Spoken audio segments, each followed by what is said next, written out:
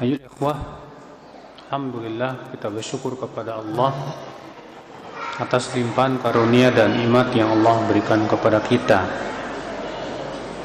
terutama nikmat Islam dan nikmat iman. Dan alhamdulillah kita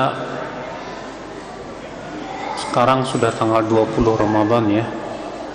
Kalau di Saudi tanggal 21 Ramadan. Berarti tersisa buat kita, Masya Allah, 10 hari lagi, Masya Allah. Dan ini Masya Allah ya akhal Islam, 10 hari terakhir ini adalah merupakan hari-hari yang sangat berharga. Hari-hari yang tentunya kita berharap 10 hari ini kita bisa memaksimalkan ibadah kita kepada Allah Subhanahu wa taala. Maka pembahasan saya pada kesempatan sore hari ini adalah itu tentang mencari Lailatul Qadar.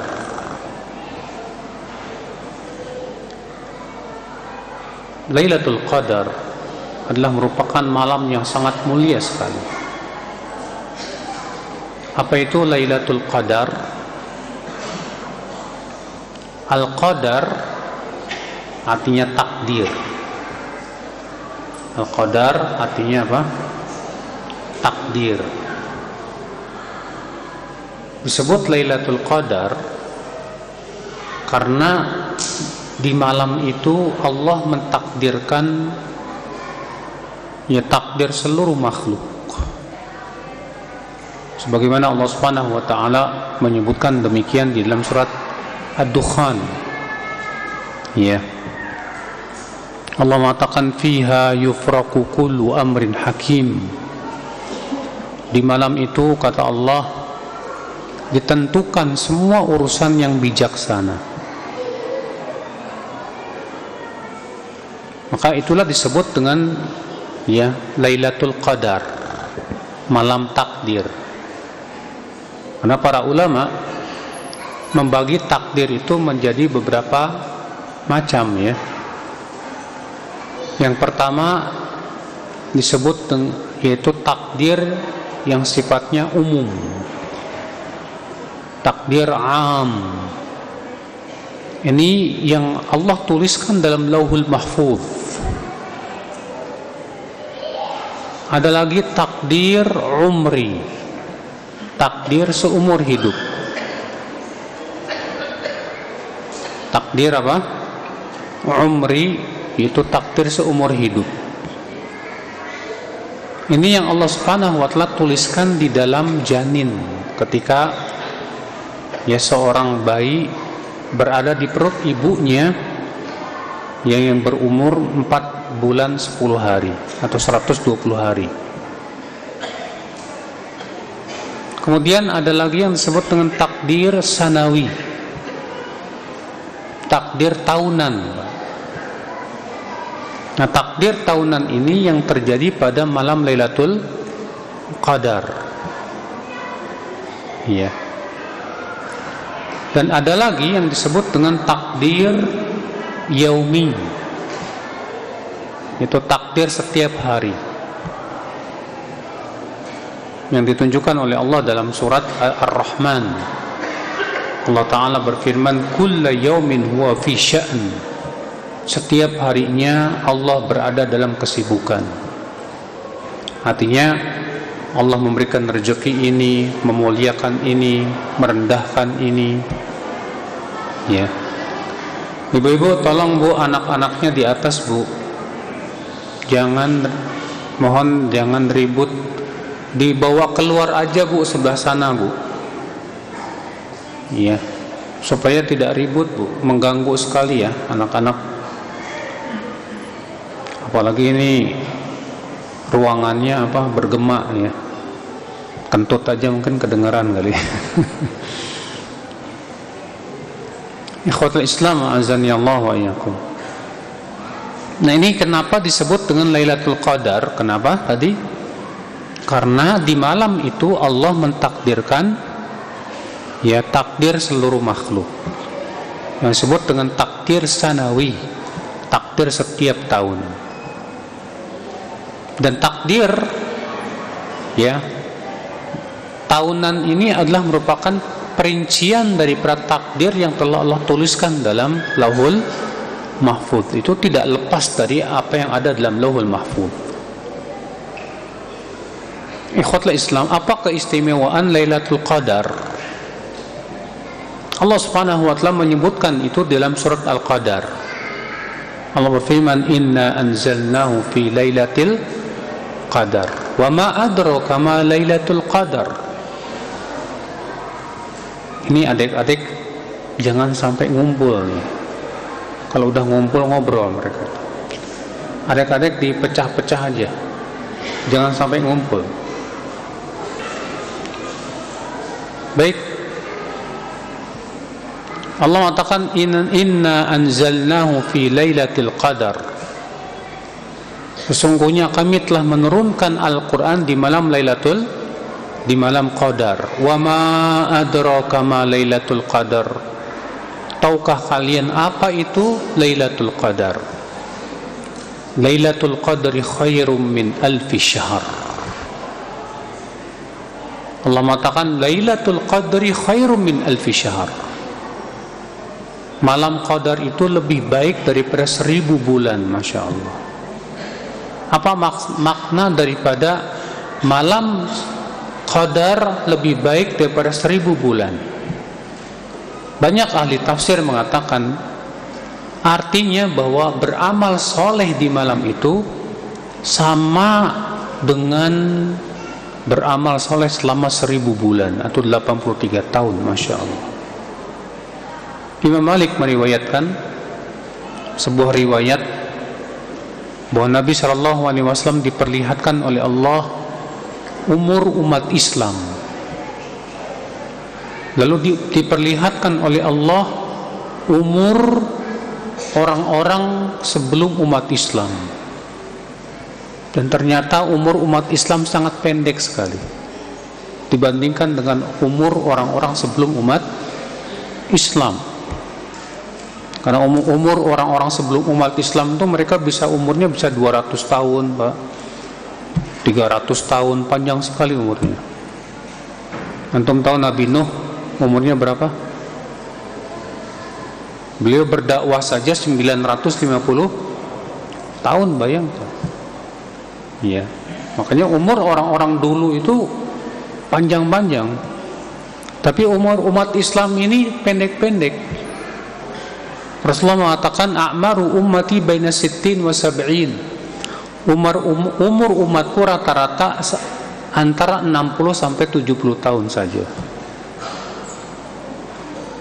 Maka Rasulullah SAW melihat umur umat Islam ini kok pendek-pendek dibandingkan dengan umur-umur umat-umat sebelum umat Islam, sehingga kesempatan untuk beramal solehnya sedikit. Ya, maka Rasulullah merasa sedih. Maka Allah pun kemudian memberikan hadiah Lailatul Qadar, di mana satu malam itu pahalanya sama beramal dengan 1000 bulan. Demikian dalam riwayat Imam Malik dalam Muwatta'nya. Namun sayang sanadnya dhaif. Akan tetapi Imam Asy-Syaukani mengatakan bahwa hadis ini mempunyai jalan-jalan yang lain yang menurut beliau itu bisa mengangkatnya. Ya, Allahu a'lam. Jadi akhal Islam, Lailatul Qadar ini Masya Allah pemberian dari Allah Subhanahu wa ta'ala yang luar biasa, Pak. Di mana satu malam senilai 83 tahun. Beribadah di malam itu sama dengan beribadah 1000 bulan. Allahu Akbar. Ini keistimewaan dan pemberian dari Allah untuk kita umat Islam yang Allah tidak berikan kepada umat-umat sebelum umat Islam. Makanya merugi sekali orang yang di malam Lailatul Qadar hanya tidur aja. Yang lebih merugi lagi orang yang di malam Lailatul Qadar berbuat dosa. Waduh. Karena dosa di malam itu sama dengan berbuat dosa 1000 bulan. Ya, mengerikan sekali, azani Allah wa iyyakum. Ya, Allah mengatakan Lailatul Qadri khairum min alfi syahr. Ini keistimewaan yang pertama. Apa keistimewaan yang kedua? Allah mengatakan tanazzalul malaikatu warruhu fiha. Terus biizni rabbihim min kulli amr.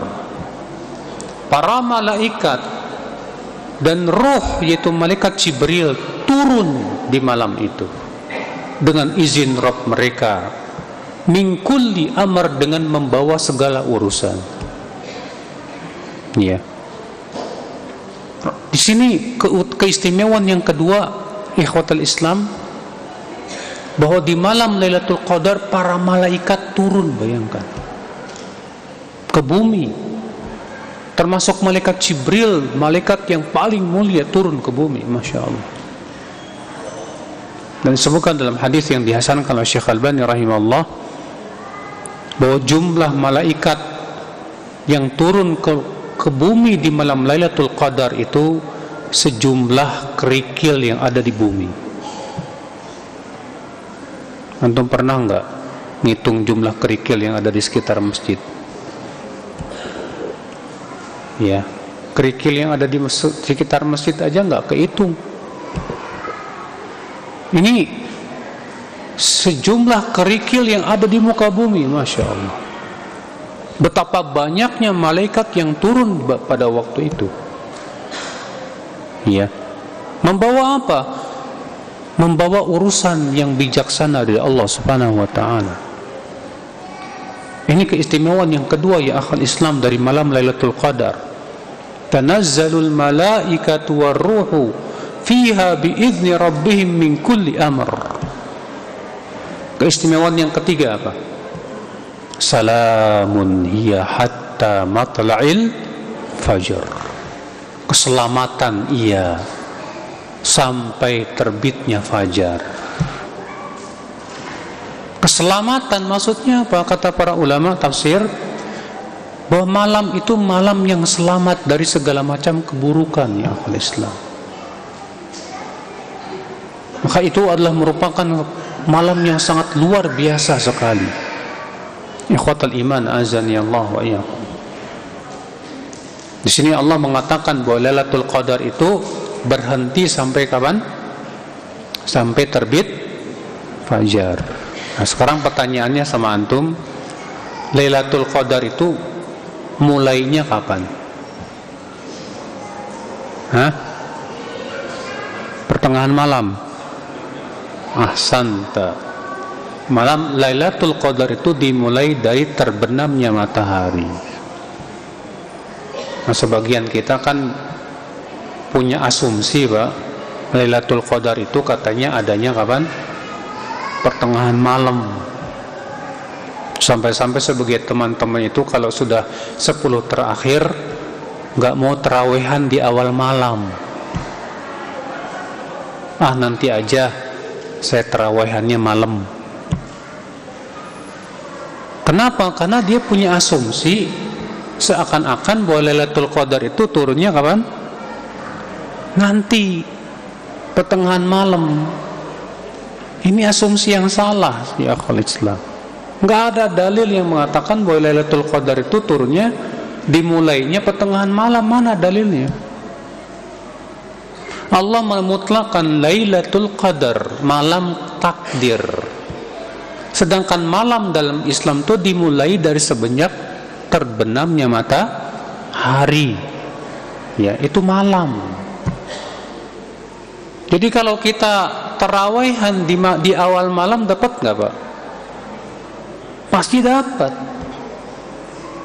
Makanya dalam hadis Abu Dzar yang dikeluarkan oleh Ibnu Khuzaimah dan yang lainnya, ketika Abu Dzar menyebutkan tentang salat tarawihnya Rasulullah SAW secara berjamaah, kata Abu Dzar, Rasulullah SAW melakukan salat tarawih itu di malam 23. Dari awal malam sampai sepertiga malam pertama. Kemudian di malam 24 beliau tidak bangun. Di malam 25 Rasulullah kembali bangun dari awal malam sampai pertengahan malam. Kemudian kata Abu Dzar, wahai Rasulullah, malam masih panjang, bagaimana kalau kita sholat lagi sampai subuh? Kata Rasulullah SAW, man shalla ma'al imam hatta yansarifa kutiba lahu qiyamul lailah. Siapa yang sholat bersama imam sampai selesai, maka ditulis untuknya sholat semalam suntuk. Masya Allah. Kemudian di malam 26 Rasulullah tidak bangun, maksudnya tidak sholat berjamaah bersama para sahabatnya. Di malam 27 Rasulullah SAW membangunkan istri-istrinya dan keluarganya. Maka Rasulullah pun, kata Abu Dzar, sholat bersama para sahabatnya dari awal malam sampai mendekati fajar, hatta khashinal falah, sampai-sampai kata Abu Dzar, kami khawatir tidak dapat sahur. Jadi malam 27 itu Rasulullah SAW sholatnya apa? Dari awal malam sampai apa? Sampai akhir malam. Makanya ya, antum kalau di akhir malam, yang lebih baik 10 malam terakhir ini yang lebih bagus apa? Antum sholatnya di awal malam juga. Dan kalau mau sholat lagi nanti di akhir malam, bagus. Karena di malam Lailatul Qadar itu yang sangat dianjurkan adalah kita menghidupkan malam untuk ibadah kepada Allah Subhanahu wa taala. Namun tentunya sesuai dengan kemampuan fisik kita ya. Karena sebagian orang ada yang tidak mampu, kalau bangunnya semalam suntuk nggak bisa. Ya, fisiknya lemah. Ya, itu disesuaikan dengan kemampuan masing-masing. Tapi Pak, orang yang sholat tarawih di awal malam bersama imam dijamin dapat Lailatul Qadar.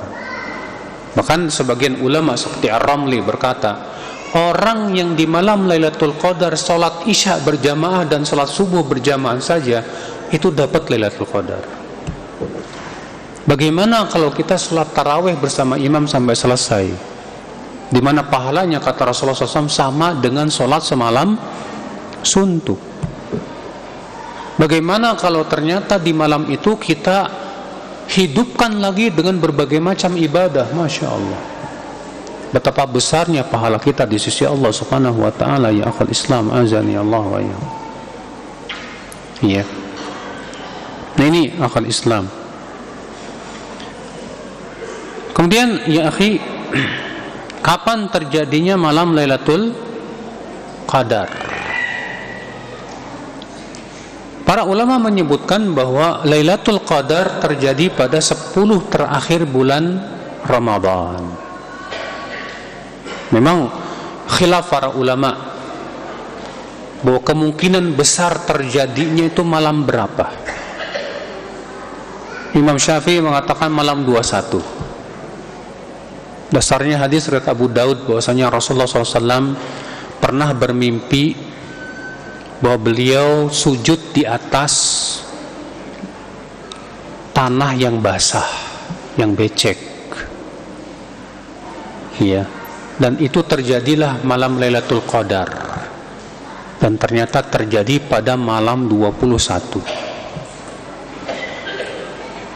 Sebagian ulama mengatakan malam 23. Berdasarkan riwayat Bukhari, bahwa di zaman Rasulullah SAW pernah terjadi Lailatul Qadar pada malam 23. Sebagian ulama mengatakan dalam malam 25. Kenapa? Karena dalam sebuah riwayat yang dihasankan oleh Syekh Albani rahimahullah, bahwa Al-Quran Allah turunkan sekaligus itu pada malam 25. Ya, sebutkan Rasulullah sabda, unzilal Quran li arba'in wa ishrina khalat min Ramadan. Al-Quran diturunkan oleh Allah setelah 24 hari lewat dari bulan Ramadan, berarti pada malam 25. Sebagian mengatakan 27, berdasarkan hadis bahwa Nabi SAW pernah suatu ketika para sahabat semua sepakat bermimpi bahwa Lailatul Qadar terjadi pada malam 27. Maka Rasulullah sabda, "Ara ya anna ru'yakum qad tawaqqa'at." Aku melihat mimpi kalian sudah sepakat terjadinya pada malam 27. Faman kana minkum ya yurid an yaltamisaha falyaltamis fi 27. Siapa di antara kalian yang ingin mencari Lailatul Qadar, carilah pada malam 27. Bahkan Aisyah radhiyallahu anha malah menyebutkan malam 19, Pak. Allahu a'lam, yang rajih, yang ditunjukkan oleh dalil-dalil yang sahih, bahwa malam Lailatul Qadar itu terjadi pada malam-malam ganjil di 10 malam terakhir dari bulan Ramadan. Ya. Berdasarkan juga hadis Nabi sallallahu alaihi wasallam, iltamisuha fi fil ashril awakhir min Ramadan fil witri minha. Carilah Lailatul Qadar pada 10 malam terakhir, terutama pada malam-malam ganjilnya, kata Rasulullah sallallahu alaihi wasallam. Ikhwatul Islam, azani Allah wa iyyakum. Cuma masalahnya, Pak, malam ganjil ini yang kayak gimana ini? Kalau misalnya malam 21, malam 23, malam 24, malam 25. Karena kan Rasulullah SAW mengatakan apa? Carilah 10 terakhir. Sekarang yang jadi masalah begini, Pak. Dari mana kita tahu bahwa Ramadan kita ini akan 10 hari terakhir atau 9 hari? Artinya, dari mana kita tahu Ramadan kita ini akan 30 hari atau 29 hari? Karena kan masalahnya itu ditentukan dengan melihat apa? Hilal. Ya. Karena yang namanya bulan dalam Hijriyah, kalau enggak 29 maka berapa? 30. Ya. Oleh karena itu para ulama mengatakan begini, yang lebih baik kita hidupkan malam-malam 10 terakhir itu setiap malam. Kenapa? Karena kita tidak tahu apakah malam ganjil itu dilihat dari awalnya atau dilihat dari akhirnya. Kita tidak tahu. Apalagi, Pak, sekarang terjadi perbedaan nih. Di Saudi sekarang hari 21 malam 22. Sekarang Indonesia malam 20, malam 21. Nah, yang benar yang mana kita nggak tahu. Ya tidak. Maka kalau kita ngikutin misalnya penanggalan di Indonesia bahwa malam 21-nya Indonesia sekarang, lalu bagaimana dengan di Saudi? Makanya ya akhal Islam, ya, yang lebih baik setiap malam kita banyak ibadah kepada Allah Subhanahu wa taala selama 10 terakhir ini. Ikhwatul Islam, azani Allah wa iyyakum. Nah ini ya akhi. Terus apa amal yang bisa kita lakukan? Maaf sebelumnya, apa tandanya malam Lailatul Qadar itu, Pak? Tanda Lailatul Qadar akhul Islam yang disebutkan dalam hadis yang sahih, di pagi harinya itu matahari terbitnya dalam keadaan apa? Hamra, kemerahan. Ya. Tapi apakah disyariatkan setiap pagi kita melihat matahari? Disyariatkan tidak? Kata para ulama, tidak disyariatkan. Bukan kebiasaan Rasulullah dan para sahabatnya nungguin matahari terbit nongol. Ya. Sebagian kita begitu, Pak. Kalau malam ganjil pas nongol dipoto, nanti dikumpulin nih Malam 21 mataharinya kayak gini, malam 23 mataharinya kayak gini, 25 begini, 27 begini. Kita katakan ya akhi, ini nggak ada asarnya dari salafus soleh melakukan itu. Ya. Saya pernah melihat di luar bulan Ramadan, Pak, matahari nongolnya kemerahan, Pak. Makanya masalah nongol kemerahan atau tidak terkadang bisa jadi itu karena Lailatul Qadar, atau bisa jadi terkadang karena cuaca. Kita tidak bisa menentukan, ya akhwal Islam azani Allah wa iyyakum.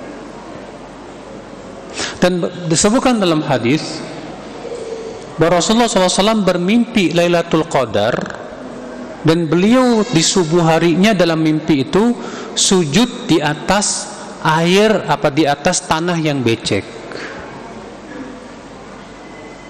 Berarti Pak, itu menunjukkan bahwa terjadi Lailatul Qadar hujan.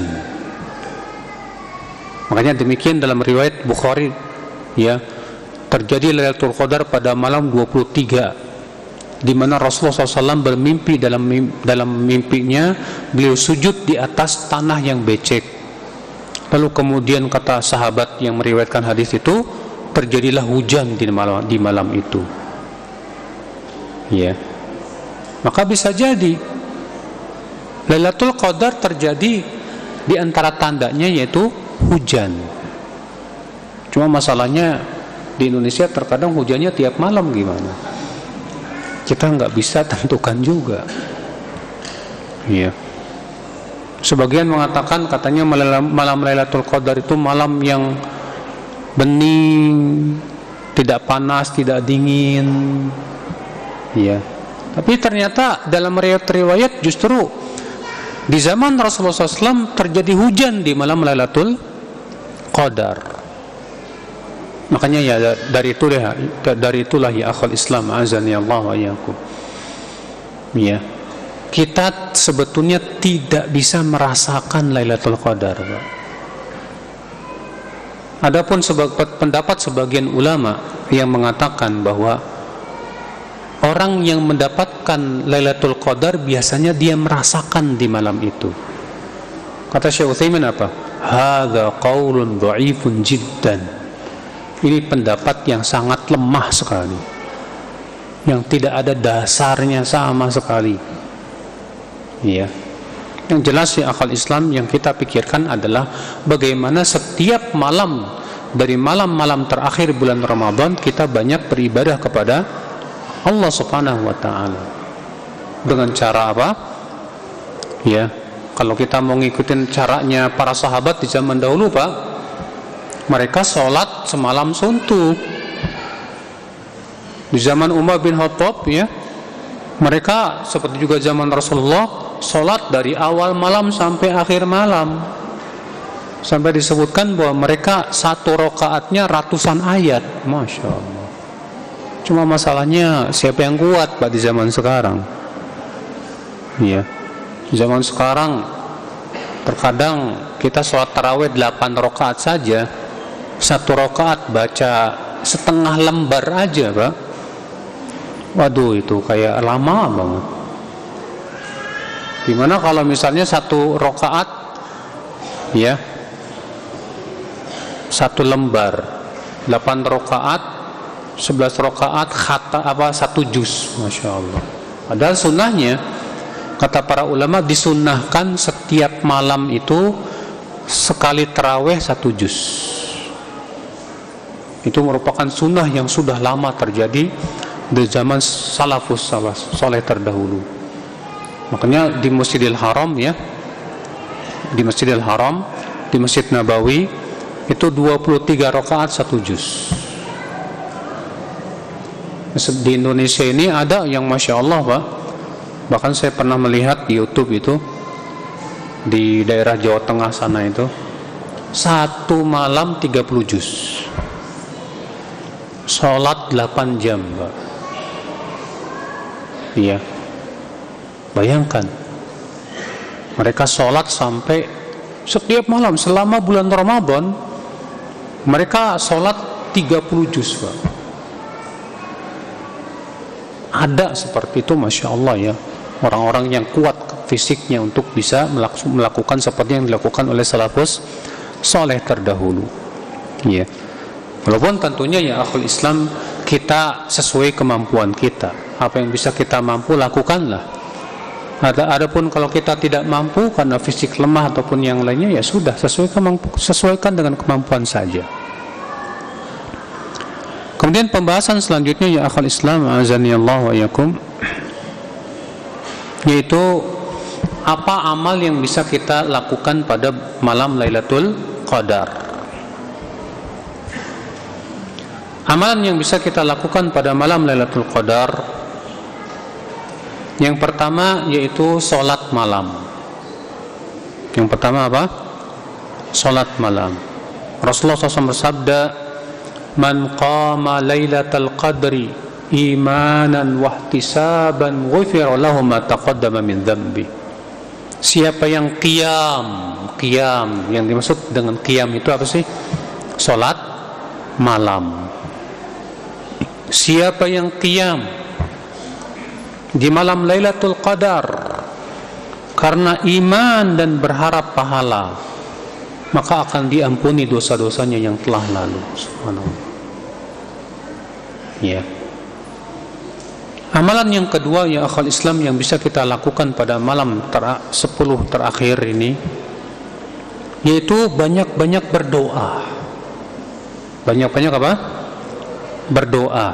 Aisyah radhiyallahu anha berkata, "Qultu ya Rasulullah, ara'aita in alimtu ayya lailatin lailatul qadar?" Wahai Rasulullah, bagaimana pendapatmu kalau aku tahu kapan terjadinya malam Lailatul Qadar? Apa yang harus aku baca ya Rasulullah di malam itu? Maka Rasulullah SAW bersabda, ucapkan Allahumma innaka afuwun tuhibbul afwa fa'fu anni. Ya Allah, sesungguhnya Engkau Maha Pemaaf dan Engkau mencintai maaf, maka maafkan aku ya Allah.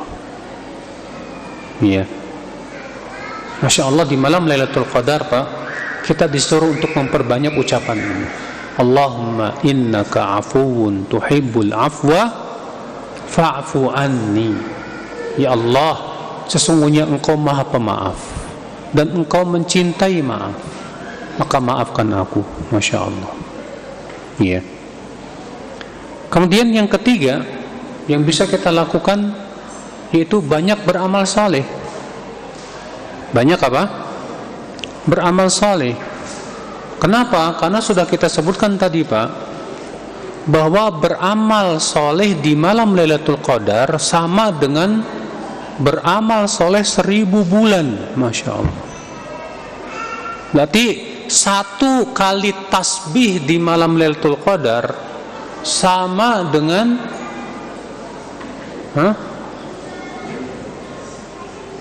sama dengan antum bertasbih 1000 kali, 1000 bulan. Ya, bayangkan 1 kali tasbih. Makanya Imam Az-Zuhri berkata apa? Tasbihah fi Ramadan khairun min 1000 tasbihah fi ghairi Ramadan. 1 kali tasbih di bulan Ramadan itu lebih baik daripada 1000 kali tasbih di luar bulan Ramadan. Bagaimana kalau itu kita lakukan di malam Lailatul Qadar? Masya Allah, akhul Islam, azani Allah wa iyyakum. Maka amalan soleh di malam itu luar biasa. Dan amalan soleh banyak Pak.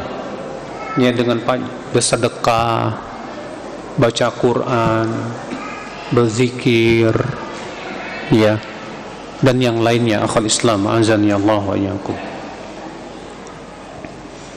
Kemudian ya akhul Islam, amalan selanjutnya yaitu iktikaf. Apa itu? Iktikaf.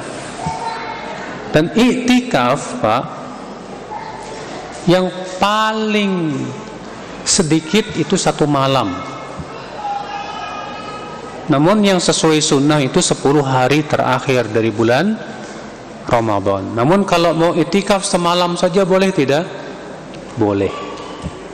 Dalilnya hadis yang dikeluarkan Imam Bukhari, Imam Muslim maaf ya, bahwa Umar bin Khattab bernazar mau itikaf 1 malam di Masjidil Haram. Umar bin Khattab bernazar mau itikaf 1 malam di Masjidil Haram.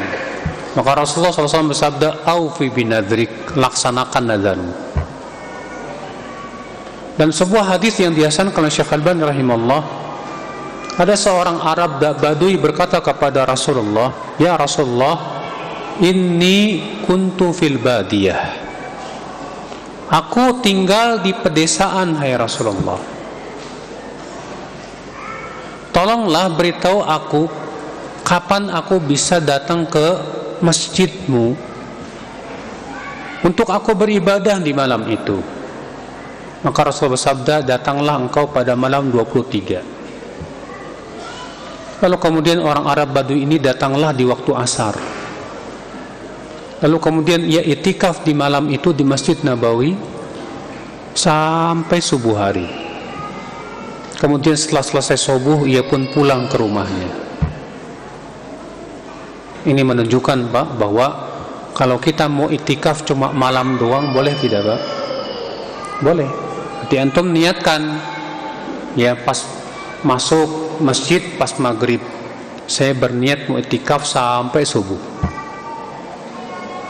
Boleh seperti itu? Boleh. Apalagi kalau misalnya antum sibuk karena kerja ya. Misalnya karena tempat kerja antum belum belum libur, misalnya liburnya baru 2 hari sebelum Ramadan atau yang lainnya, akhirnya antum mau itikafnya malam aja ya nggak masalah. Berarti antum ketika masuk masjid niatkan itikaf dari situ dengan niat mau itikaf sampai subuh. Berarti subuh pulang, nanti besoknya lagi datang lagi ke masjid, niatkan lagi itikaf sampai subuh. Boleh seperti itu, nggak masalah. Tapi kalau memang antum bisa itikaf sampai 10 hari itu lebih bagus. Ya. Ikhwatul Islam azani Allah wa iyyakum. Adapun tentang fikih itikaf ini butuh pada pembahasan tersendiri, Pak. Nah, di sana ada syarat-syaratnya, rukun-rukunnya, pembatal-pembatalnya, apa saja hal-hal yang diperbolehkan ketika itikaf ya. Namun tentunya ya akhwal Islam, yang ingin saya garis bawahi adalah beberapa poin. Yang pertama Pak, tidak disyariatkan mengadakan perjalanan jauh khusus mau itikaf. Kenapa? Karena Rasulullah SAW bersabda, "La tushaddur rihal illa ila thalathati masajid." Tidak boleh mengadakan perjalanan jauh kecuali ke 3 masjid. Masjidil Haram, Masjid Nabawi, dan Masjidil Aqsa. Maka antum misalnya, saya mau itikaf di Bandung, lalu antum safar ke Bandung hanya khusus mau itikaf, tidak boleh. Iya. Kenapa? Karena Nabi melarang mengadakan perjalanan jauh dalam rangka ibadah kecuali ke 3 masjid saja. Kecuali kalau antum memang tujuan utamanya mau pulang kampung. Antum kampungnya di mana? Di Brebes. Antum pulang kampung, kemudian di sana ada masjid buat itikaf. Nah, tujuan utamanya pulang kampung. Adapun itikafnya ngikut. Maka yang seperti ini nggak masalah. Yang kedua ya akhal Islam, ya, ketika kita itikaf maksimalkan ibadah. Kenyataan banyak teman-teman, saya dulu waktu masih muda, waktu SMA sering kali itikaf, alhamdulillah Pak. Kebanyakan teman-teman itu kalau itikaf tuh Pak, banyak waktu ngobrolnya Pak. Kumpul-kumpul, ngobrol-ngobrol, ketawa-ketawa, ketiwi-ketiwi, dan yang lainnya. Saya katakan ini enggak sesuai dengan itikafnya Rasulullah sallallahu alaihi wasallam. Makanya kata para ulama apa? Disyariatkan ketika itikaf meninggalkan perkara-perkara yang tidak ada manfaatnya. Iya, makanya orang yang itikaf itu hendaklah benar-benar fokus ibadah udah. Jangan sampai antum itu itikaf cuma mau pindah tempat aja, Pak. Sebagian orang itikaf itu cuma mau pindah ke masjid doang, Pak. Akhirnya apa? Kerjaannya malamnya tidur, siangnya ngobrol. Ya. Udah gitu pulang, alhamdulillah saya udah itikaf. Itikaf apaan kayak gitu? Tujuan itikaf itu mau ibadah. Makanya di zaman Rasulullah SAW, Rasulullah SAW minta dibuatkan tenda. Dibuatkan apa? Tenda di belakang masjid. Iya. Supaya apa? Bisa fokus ibadah di dalam tenda itu. Iya. Nah, akan Islam azani Allah wa iyyakum. Jadi ini tujuan itikaf sekali lagi untuk supaya kita benar-benar fokus selama 10 hari itu untuk apa? Ya, ibadah kepada Allah Azza wa Jalla. Memang terjadi khilaf para ulama. Apakah selama itikaf boleh diadakan taklim atau tidak?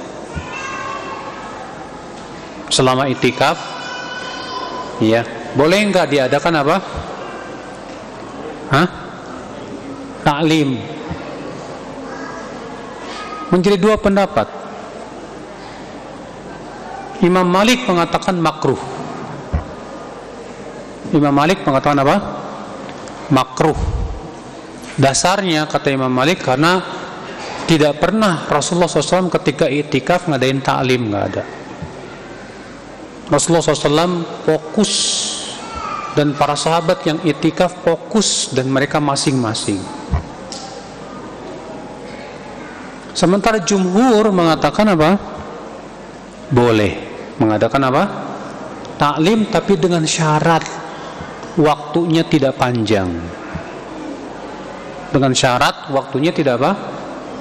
Panjang. Hanya sebentar saja. Kenapa? Karena kalau waktunya panjang berarti itu bertabrakan dengan tujuan daripada iktikaf. Bahwa iktikaf itu untuk ibadah. Makanya saya merasa heran, Pak. Sebagian masjid ngadain iktikaf, kebanyakan taklimnya, Pak. Pagi kajian, siang kajian, sore kajian, malam kajian. Ini mau iktikaf apa mau daurah ini? Iya.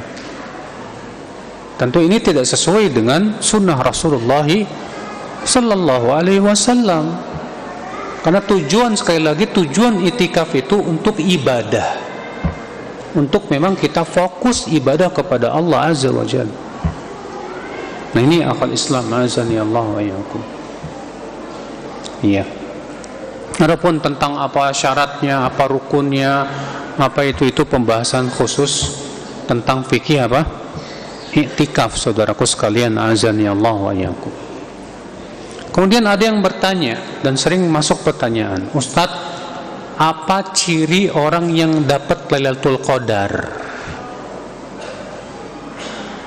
Apa ciri orang yang dapat Lailatul Qadar? Jawabnya tidak ada ciri, Pak. Apalagi ciri fisik. Nggak ada, ya. Cirinya misalnya orang dapat Lailatul Qadar itu wajahnya bersinar gitu, nggak ada.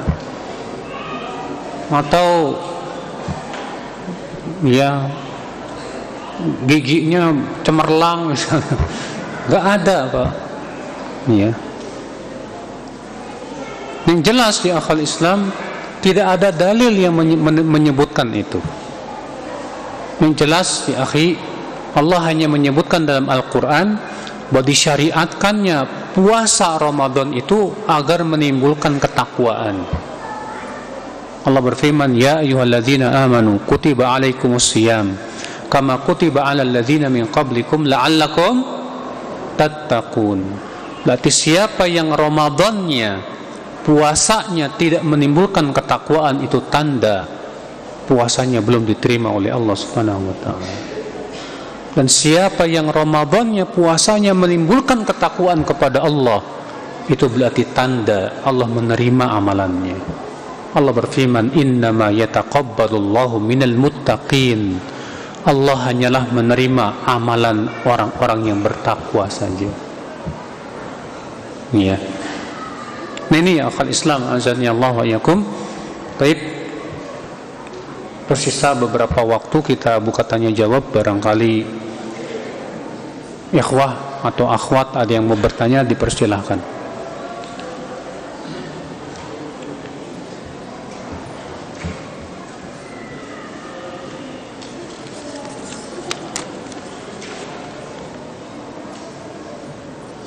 Bolehkah niat i'tikaf sampai subuh, tapi sehabis sholat tarawih nganter istri pulang dulu?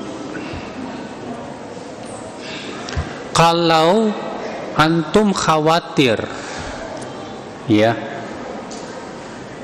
dimana kalau istri antum pulang, antum mengkhawatirkan istri antum, kalau sendirian, maka boleh. Dalilnya hadis bahwasanya Rasulullah SAW pernah dijenguk ketika i'tikaf, dijenguk oleh Sofiyah. Oleh siapa? Sofiyah. Kemudian Sofiyah pun setelah selesai menjenguk Rasulullah, mengunjungi Rasulullah SAW yang sedang i'tikaf, Sofiyah pun segera bangkit mau pulang. Maka Rasulullah bersabda, la ta'jili, jangan tergesa-gesa, biar aku akan antarkan kamu. Dan Sofiyah waktu itu rumahnya masih di perkampungan Usamah bin Zaid. Maka kemudian Rasulullah SAW pun mengantarkan Sofiyah sampai ke rumahnya. Padahal Rasulullah SAW sedang apa? Iya. Itu sebelum rumah istri-istri Nabi dipindahkan di dekat masjid. Nanti boleh nggak Ustadz, saya nganterin istri ke rumah setelah taraweh padahal saya i'tikaf? Boleh, nggak masalah. Kalau memang antum khawatir di perjalanan atau mengkhawatirkan istri antum kalau pulang sendiri, ya. Nah, demikian.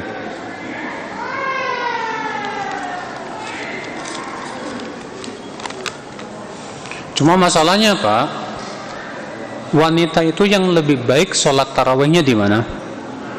Di rumah. Ya, wanita itu yang lebih baik sholat tarawihnya di rumah.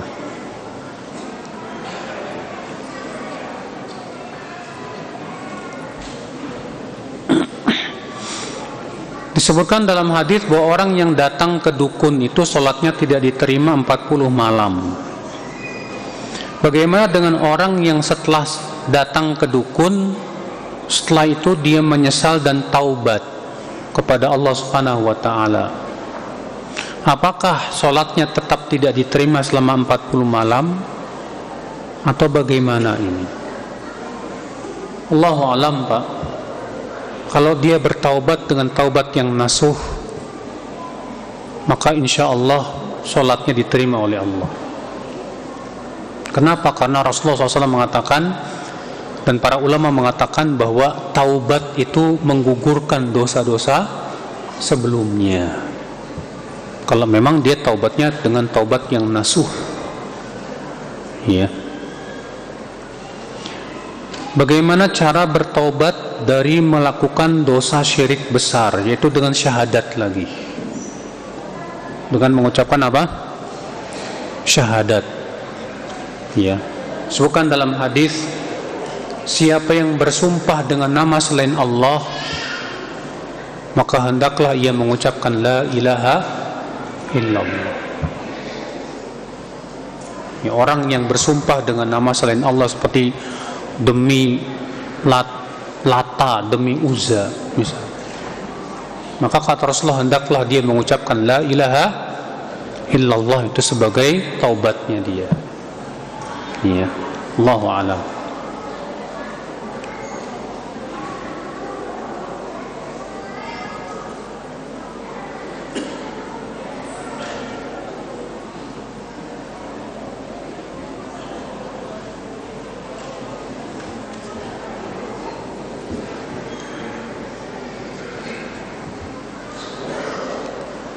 bolehkah iktikaf di masjid terus siangnya kerja?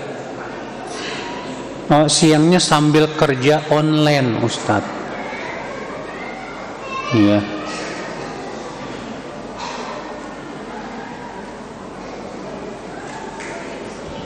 Jadi siangnya sambil di masjid sambil kerja gitu ya. Buat siapa ini? Sambil kerja online buat penawaran. Apa sih ini? Penawaran bukan? Penawaran bisnis dong. Kalau begini mah nggak boleh atuh di masjid. Yang sifatnya bisnis, niaga dan yang lainnya tidak boleh dilakukan di mana? Di masjid, nggak boleh. Iya. Jadi gimana dong? Ya udah tadi kalau antum memang seperti itu keadaan kerjanya, antum itikafnya malam aja. Siang antum pulang ke rumah. Karena tidak boleh ada bisnis di dalam apa? Masjid, nggak boleh, Pak. Bahkan Rasulullah SAW mendoakan orang yang berbisnis dalam masjid itu agar apa? Agar nggak laku bisnisnya itu. Ya, jangan demikian. Masih ada yang bertanya?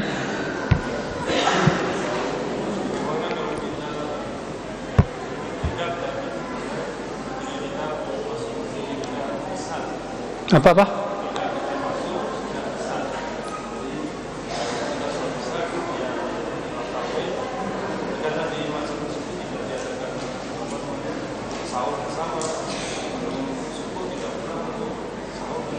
Ya, gimana kalau kita itikaf di masjid, tapi karena di masjid tidak ada yang menyediakan makanan, maka kita keluar buat sahur dulu, boleh, nggak masalah. Seluruh ulama ijma dalam masalah ini boleh, dan bahwasannya itikafnya tidak batal. Kenapa? Karena ini untuk kebutuhan yang sifatnya sangat, ya, untuk makan, untuk minum. Kalau memang di masjid tidak ada disediakan makan dan minum. Demikian. Baik, saya kira cukup. Wabillahi taufik. Assalamualaikum warahmatullahi wabarakatuh.